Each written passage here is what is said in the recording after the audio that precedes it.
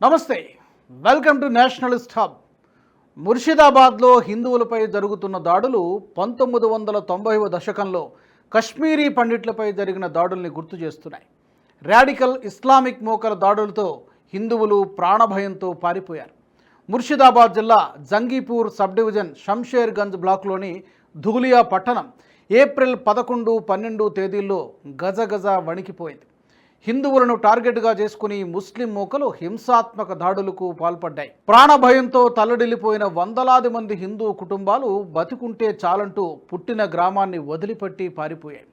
వేలాది హిందువులు ధూలియా పట్టణాన్ని వదిలిపెట్టి పారిపోయారు.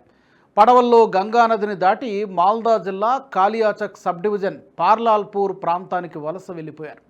వందల సంఖ్యలో హిందువులు నదిని దాటి పారిపోతున్న దృశ్యాలు సామాజిక మాధ్యమాల్లో వైరల్ అవుతున్నాయి. వాళ్ళంతా కేవలం ఏదో పని వెతుక్కుంటూ వలసపోతున్న వారు కాదు, తమ సొంత భూమి మీద శరణార్థులుగా మారిపోయిన అభాగ్యులు. ముస్లిం మూకలు బాంబులు వేసి మంటలు పెట్టి చంపేస్తామని బెదిరించడంతో గత్యంతరం లేక గడప దాటుతున్న అమాయక హిందువులు. సోషల్ మీడియాలో వైరల్ అవుతున్న ఒక వీడియో కంటతడి పెట్టిస్తోంది. మా ప్రాణాల్ని కాపాడుకోవడానికి పారిపోతున్నామంటూ ముర్షిదాబాద్ నుంచి పారిపోయి వచ్చిన ఓ వ్యక్తి చెబుతూ ఉండగా, టెన్షన్ పడకండి, మీకు తిండికి నివాసానికి ఏర్పాట్లు చేశామంటూ మరో వ్యక్తి హామీ ఇచ్చాడు. హృదయ విదారకంగా ఉన్న ఆ వీడియో సోషల్ మీడియాలో వైరల్గా మారింది. వలస వెళ్ళిపోతున్న హిందువులను వీడియో తీసిన వ్యక్తి మాటల్లో చెప్పాలంటే 40 నుంచి 50 పడవల్లో వేలాది హిందువులను సురక్షిత ప్రాంతాలకు తరలి వెళ్ళిపోయారు. వారిలో ఓ పెద్దావిడ హృదయ విదారకంగా రోదిస్తున్న దృశ్యాలు కంటతడి పెట్టిస్తున్నాయి. ఊచకోతను తప్పించుకొని ప్రాణాలతో బయటపడ్డామని, ఇళ్లను వదిలిపెట్టి వలస వెళ్తున్నామని ఆవిడ కన్నీటి పర్యంతమయ్యారు. ముర్షిదాబాద్ ఘటన నేపథ్యంలో మమతా బెనర్జీ నేతృత్వంలోని తృణమూల్ కాంగ్రెస్ ప్రభుత్వంపై విమర్శలు వస్తున్నాయి. దాడులకు పాల్పడిన వారిని నియంత్రించడంలో దీది విఫలమయ్యారంటూ హిందువులు, హిందూ సంఘాలు మండిపడుతున్నాయి. మమతా బెనర్జీ మౌనంతో ముస్లిం మూకలు మరింత రెచ్చిపోతున్నాయి. ఇలా మమతా బెనర్జీ పరిపాలనలో హిందువులు నిర్వాసితులుగా మారిపోవడం ఇదేమీ తొలిసారి కాదు. 2021 రాష్ట్ర అసెంబ్లీ ఎన్నికల తర్వాత, 2023 పంచాయతీ ఎన్నికల తర్వాత పశ్చిమ బెంగాల్లో ఇలాంటి భయంకరమైన హింసాకాండ జరిగింది. బీజేపీ జాతీయ అధ్యక్షుడు జేపీ నడ్డా మాటల ప్రకారం ఒక్క 2021లోనే బెంగాల్లోని తమ ఇళ్లను వదిలిపెట్టి పారిపోయిన హిందువుల సంఖ్య 80,000 నుంచి 1,00,000 వరకు ఉంది. 2023 జూలైలో కూచ్ బెహార్ నుంచి హిందువులు అస్సాంలోని ఢుబ్రీ జిల్లాకు పారిపోయారు. తృణమూల్ కాంగ్రెస్ గూండాలు, అతివాద శక్తులు సృష్టించిన రాజకీయ మత ఘర్షణల నుంచి రక్షణ కోసం వారు ప్రాణాలు అరచేతిలో పెట్టుకుని పారిపోయారు. మమతా బెనర్జీ పాలనలో బెంగాల్లో మత హింసపై ఎలాంటి నియంత్రణ లేకుండా పోయింది. హిందువులు నిరంతరం ప్రాణాలు గుప్పెట్లో పెట్టుకుని బతుకుతున్నారు. ప్రజల్ని రక్షించాల్సిన పోలీసులు మాత్రం మాట పడిపోయిన సాధారణ ప్రేక్షకుల్లా సినిమా చూస్తున్నారు.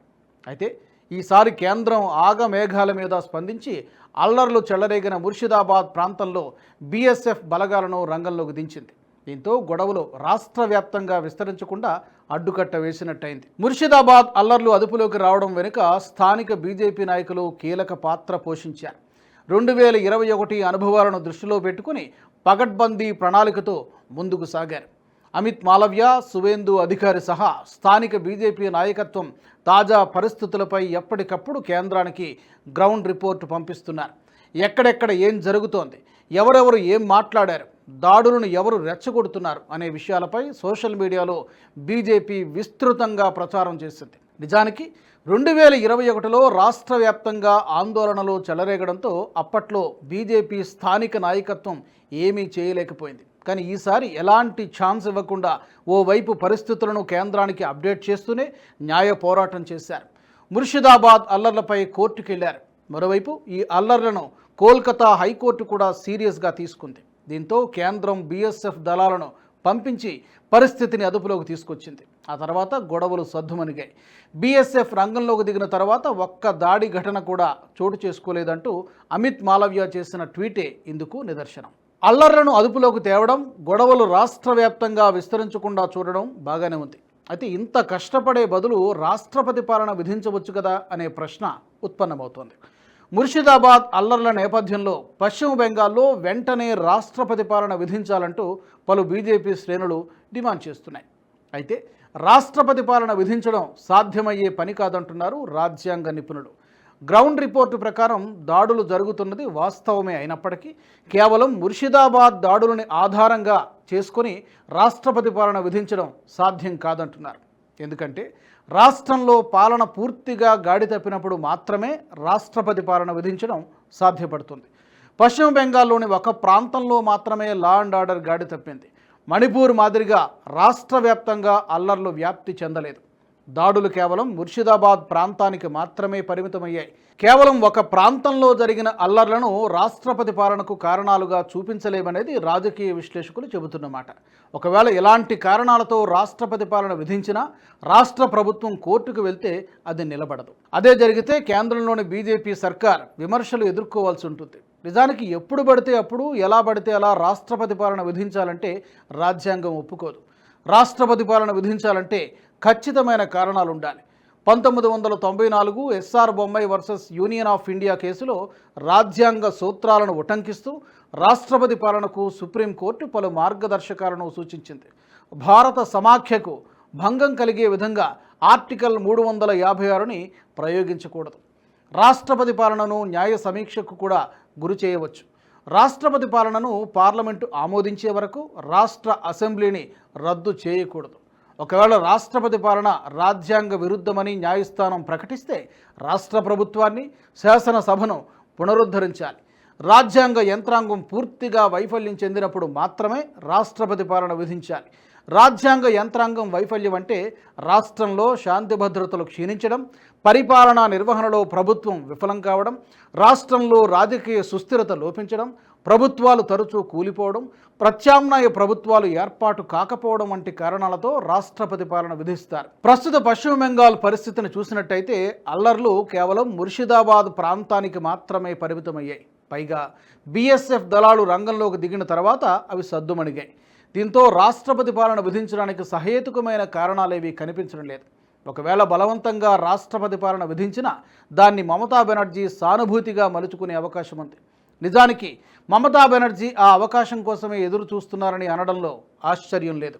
ఎందుకంటే ముర్షిదాబాద్ అల్లర్ల వెనుక ఓ అదృశ్య కోణం కూడా ఉందనే ఆరోపణలు వస్తున్నాయి. ఇటీవల కాలంలో తృణమూల్ ప్రభుత్వం పూర్తిగా అవినీతిలో కూరుకుపోయింది. ఇటీవల టీచర్ల రిక్రూట్మెంట్ స్కామ్ వల్ల దీది పెద్ద ఎత్తున ఆరోపణలు ఎదుర్కొంటున్నారు. స్థానికంగా స్థానిక టీచర్లపై బెంగాల్ పోలీసులు లాఠీలు జులిపించడంతో దీదీపై విమర్శలు వెల్లువెత్తాయి. ఈ అవినీతి ఆరోపణల నుంచి ప్రజల్ని పక్కదారి పట్టించడానికే మమతా బెనర్జీ వక్ఫ్ బోర్డు గొడవను రెచ్చగొట్టారనే ఆరోపణలున్నాయి. ఒక్క ఉపాధ్యాయులు మాత్రమే కాదు, బెంగాల్లోని వివిధ వర్గాల ప్రజల్లో దీదీ ప్రభుత్వంపై తీవ్ర అసంతృప్తి వ్యక్తమవుతోంది.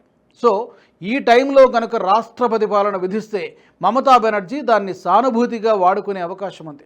అదే జరిగితే అవకాశం కోసం ఎదురు చూస్తున్న లెఫ్ట్ ఎకోసిస్టమ్ కూడా మమతా బెనర్జీని సపోర్ట్ చేస్తుంది. హిందువులు కూడా సానుభూతి పరులుగా మారిపోయి మమతా బెనర్జీకే ఓటేసే ప్రమాదం ఉంది. దీనికి 2024 లోక్సభ ఎన్నికలే గొప్ప ఉదాహరణ. సందేశ్ ఖాళీ ఉదంతం వెలుగు చూసిన తర్వాత ఆ ఘటన గేమ్ చేంజర్గా మారుతుందని బీజేపీ అనుకుంది. 2019లో వచ్చిన సీట్ల కంటే కూడా ఎక్కువ లోక్సభ సీట్లు రావచ్చని అంచనా వేసింది. మమతా బెనర్జీ సింగిల్ డిజిట్ సీట్లకే పరిమితం అవుతుందని అంచనా వేసింది. కానీ బీజేపీకి 2019లో వచ్చిన సీట్లు కూడా రాలేదు. దీదీ విధించిన ప్రజాకర్షక పథకాలకు హిందువులు లొంగిపోయారు. సందేశ్ ఖాళీ దారుణాన్ని కూడా మరిచిపోయి తృణమూల్ కాంగ్రెస్కి ఓట్లేశారు. సో ఇప్పుడు రాష్ట్రపతి పాలన విధిస్తే సింపతి మరోసారి వర్కౌట్ అవుతుంది. పైగా ప్రభుత్వ పరంగా ఆలోచించిన, పార్టీ పరంగా ఆలోచించిన రాష్ట్రపతి పాలన విధించడానికి సరిపడా కారణాలు లేవు. ఒకవేళ బలవంతంగా రాష్ట్రపతి పాలన విధిస్తే కేంద్ర ప్రభుత్వానికి, బీజేపీకి చెడ్డ పేరు రావడంతో పాటు మమతా బెనర్జీకి అది సింపతి గెయిన్ చేసుకునే అవకాశం లభిస్తుంది. రాష్ట్రపతి పాలన విధించినంత మాత్రాన పశ్చిమ బెంగాల్ని కేంద్రం గాలికి వదిలివేయలేదు. మనం ముందు చెప్పుకున్నట్టుగా బీజేపీ యంత్రాంగం మొత్తం ముర్షిదాబాద్ అల్లర్లపై ఓ కన్నేసి ఉంచింది. కాబట్టే బీఎస్ఎఫ్ దళాలను రంగంలోకి దింపి పరిస్థితిని అదుపులోకి తీసుకొచ్చింది. ఈ వీడియో మీకు నచ్చినట్టయితే లైక్ చేయండి, 10 మందికి షేర్ చేయండి. అలాగే కామెంట్ల రూపంలో మీ అభిప్రాయాలను మాతో పంచుకోండి. Nationalist hub group of channels ను సబ్స్క్రైబ్ చేసుకుని తెలుగునాట జాతీయవాద జర్నలిజాన్ని ప్రోత్సహించండి. ఈ వీడియో కింద ఉన్న బెల్ ఐకాన్ పై క్లిక్ చేయడం మర్చిపోవద్దు.